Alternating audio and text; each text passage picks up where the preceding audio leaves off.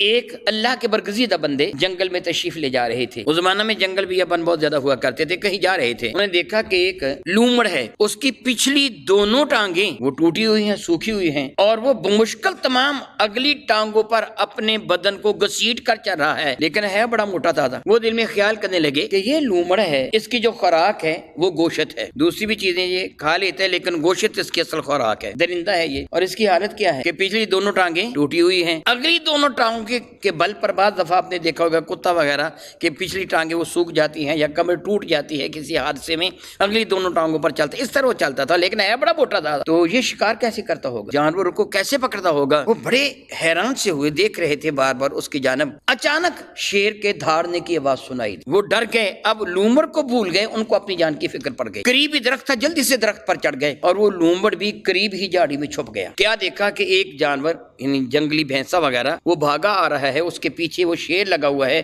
N اس جھاڑی کے قریب آ کر شیر نے بھینسے کو پکڑ لیا, نیچے گرا لیا.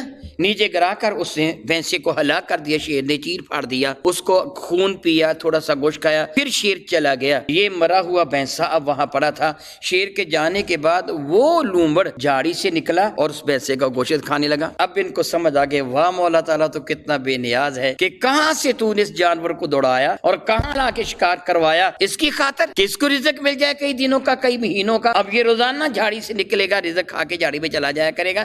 اس کا رزق تو نے اس تک پہنچا دیا. پھر کہنے لگے یہ تو جانور ہے, یہ تو جانور ہے, اس کی حیثیت ہی نہیں ہے کوئی بھی. میں اشرف المخلوقات, اللہ نے مجھے لقد کرمنا بنی آدم کہہ کر عزت اور عظمت کا تاج پہنایا ہے. اگر میرا اللہ اس لومڑ کو رزق عطا فرماتا ہے تو مجھے بھی عطا فرمائے گا. مجھے ضرورت کیا ہے کام کاج کرنے کی. وہ اپنے گھر آئے اور ہاتھ پہ ہاتھ رکھ کے بیٹھے کہ میں نہیں کام کروں گا. اللہ تعالیٰ لومڑ کو رزق عطا فرماتا ہے, وہ مجھے بھی عطا فرمائے گا. کئی دن گزر گئے, کوئی روٹی شوٹی نہیں ملی. بھوک سے حال بے حال ہو گئے, ان کا حال ہی بے حال ہو گیا. جب شدید بھوک کی وجہ سے ایک دن نڈھال لیٹے ہوئے تھے, خواب میں کسی شخصیت نے آ کر جھنجھوڑا اور کہا بے وقوف نہ بن, تو نے جو منظر دیکھا تھا کیا دیکھا تھا؟ میں نے دیکھا تھا کہ شیر نے ایک بھینسے کا شکار کیا اور لومڑ کی خاطر وہ 5 لومڑ کو.